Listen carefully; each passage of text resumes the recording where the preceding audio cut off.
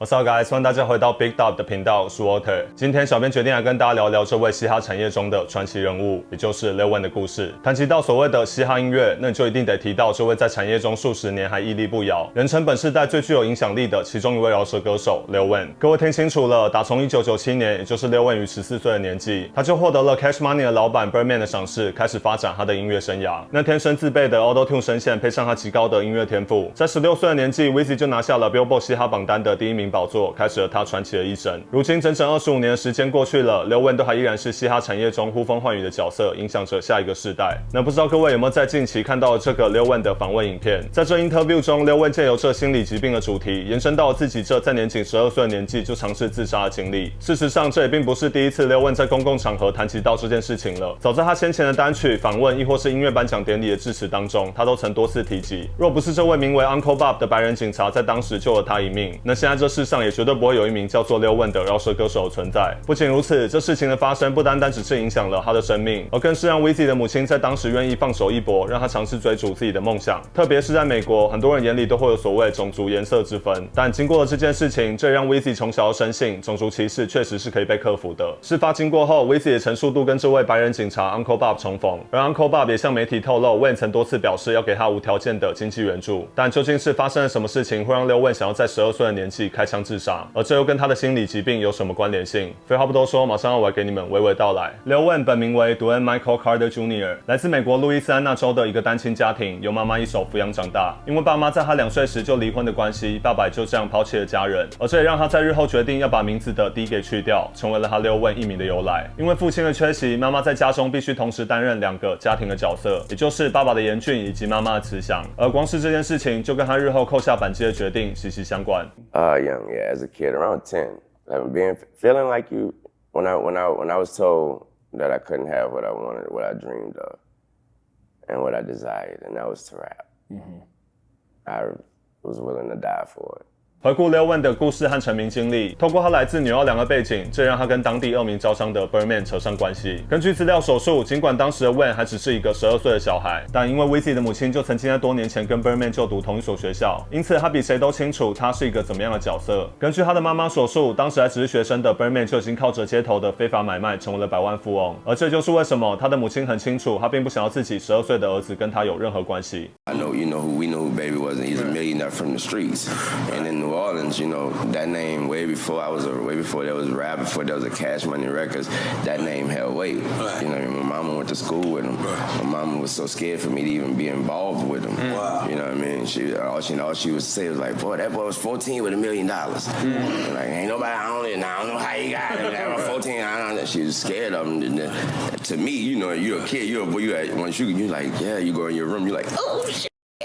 那就是因为 Birdman 在当地的名声实在太响亮了，就连 Weezy 的母亲都知道他儿子正在惹上什么样的麻烦，因此这对于当时只想饶舌的 Wayne 来说，成为了一个天大的问题。像我前面所说的，因为妈妈在家中同时担任父亲和母亲的角色， Lil Wayne 也表示，当时妈妈的个性非常的固执以及难以沟通，对他来说，他只想用自己的方式照顾自己的小孩。Words weren't even be able to be said or able to be spoken. My mom, the way she was then, you don't speak in that, ladies. You don't speak about. You don't tell her your opinion. What? I wish. I'm from one of them families where your mama kick your ass and straight up, and you don't talk back, and you feel what I feel, and none of that didn't go. Yeah, and also I had no father. My father wasn't around, so my mom definitely felt that she had to wear the pants, and she had to be the dad and the mom, so she was a little extra on everything. She had to make sure she got her point across and make sure I ain't try to run over her. 当时作为一个在学校拥有顶尖成绩的黑人学生， Lil Wayne 的母亲当然希望他可以把重心放在学业身上，但对聪明的 Lil Wayne 来说，他更清楚知道自己的热忱全在嘻哈音乐。根据 Lil Wayne 所述，尽管当时母亲已经禁止他跟 Birdman 来往，但他还是会利用放学的时间来制作音乐，跟 Birdman 相处在一起。有天 Weezy 的阿姨打了电话给他，跟他说妈妈已经发现了他的秘密，而根据他所述，就是这个时候他顿时对人生失去了所有信心，于是这自杀的念头就这样出现在他的脑海当中。She found out. And so when I got home, on that thing, it was that Friday, whatever, got home, got a phone call from my aunt. It was like, she found out, boy, you about to get your ass kicked. And all that rapping and all that, she about to take that rap folder, she about to throw that shit away, she about to, and I was like, wow, so all that had built up to me. So that was a build up. I just listened to my aunt, like, I hear you. Because she was, you know, she's like, boy, you about to get your ass when she get home, your mama take it. So she actually said she was like, she's taking off. Hung up the phone, thoughts everywhere, you know, thoughts everywhere. Main thought was, I'm gonna show you. 当时的Lil Wayne对于饶舌的热忱之强大，强大到让年仅12岁的他决定拿起手枪，证明给自己的母亲看。而他就这样先打了电话给警察，接着决定朝自己的胸口扣下扳机。So I picked up the phone. I called the police. Yes, I knew her. She kept her gun. And it was in her bedroom. And so I went in her bedroom, grabbed the gun. I already made the phone call. Looked in the mirror, did like that. Of course, it was like, oh no. You know, cause I got a little too scared. That was my head, like, no. But then I said, fuck it. Biggie was on. I'm looking in the mirror, so you could look through the mirror, and the television was behind me. So I was watching the video through the mirror.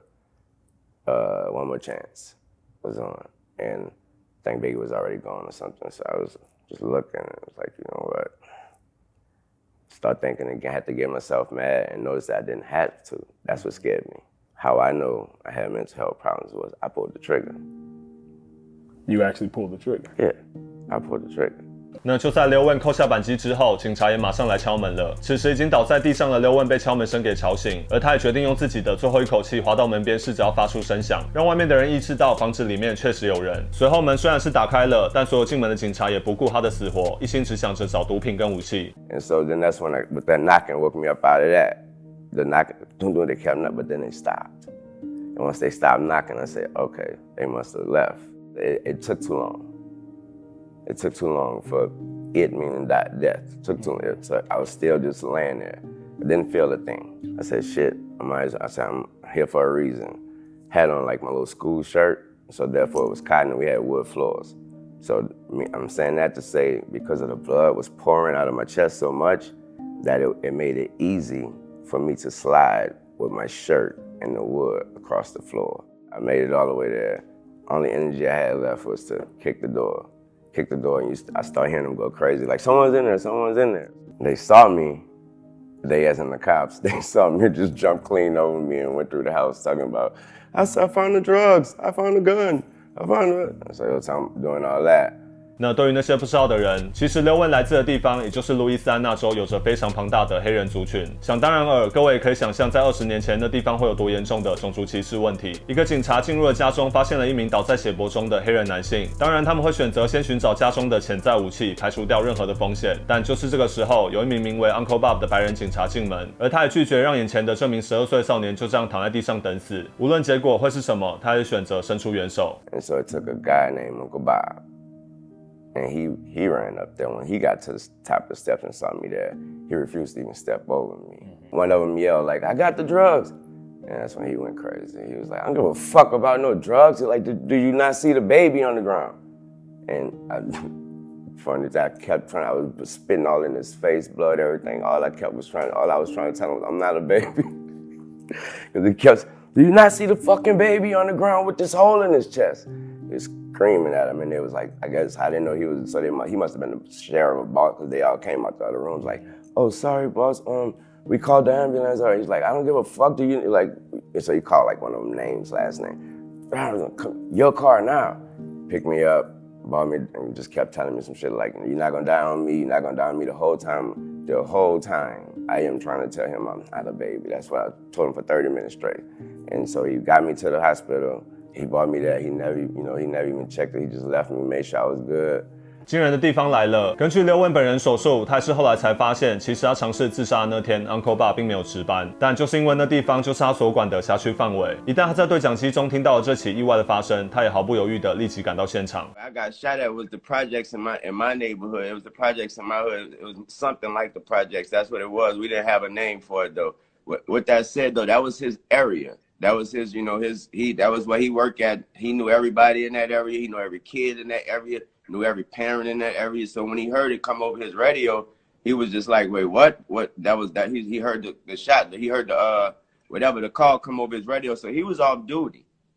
He took it upon himself to just come to, he took it, since he knew the area so well, he was like, he wanted to see who the hell it was. So he took it upon himself to come through. And when he came through, he noticed I was still on the floor bleeding, and he noticed the cops was checking the house and rambling through the house, and he took real pride, and he was real upset in the fact that a young kid was still on the floor with a hole in his chest, and the cops jumping all over me just going to look through the house. So he took it upon himself to pick me up, put me in his arms. He screamed at somebody to come drive the cop car.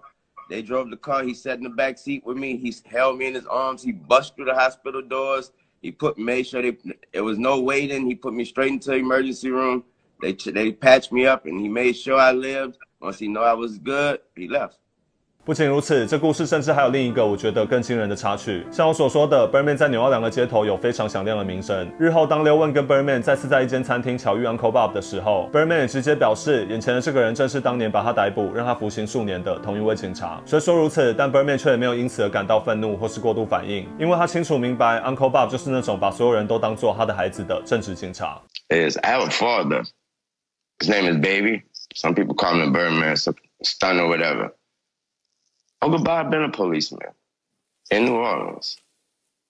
And something I found out that I didn't have to tell everybody, but I tell them now.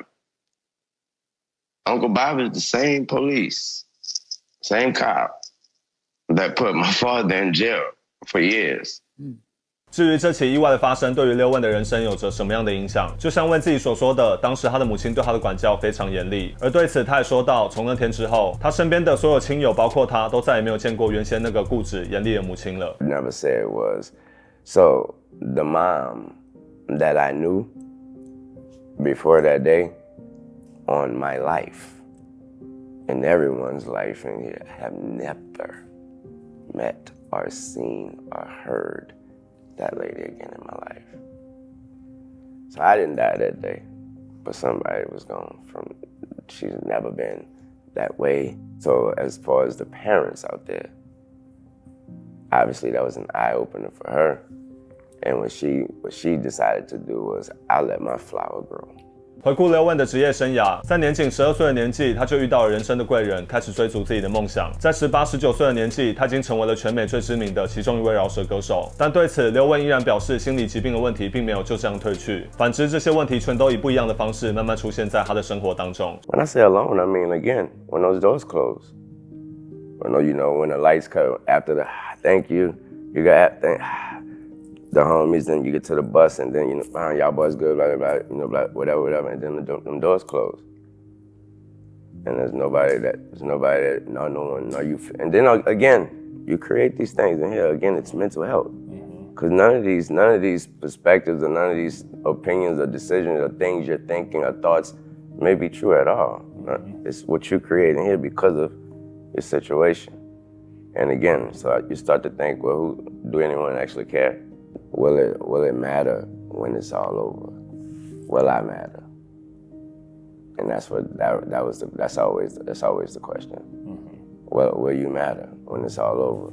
Will you matter? Not the things you've done, the things you've done for everyone else, but will you actually matter to them? 虽说如此，但随着他成为了一个如此成功的黑人男性，他也学会了如何调试自己的心态，用更理智的角度去面对生活的所有问题。如今20几年的时间过去了，Lil Wayne成为了全球嘻哈产业中不可磨灭的重要人物，而他甚至还在前几年的 BET 颁奖典礼致辞当中，再次提及到这位他生命中的重要人物 Uncle Bob。I saw him the other day. I said, Uncle Bob, let me help you in any kind of way. This man has 2 amputated legs. He refused to stop. He's not in a wheelchair. He's walking. You know what he asked for? A job.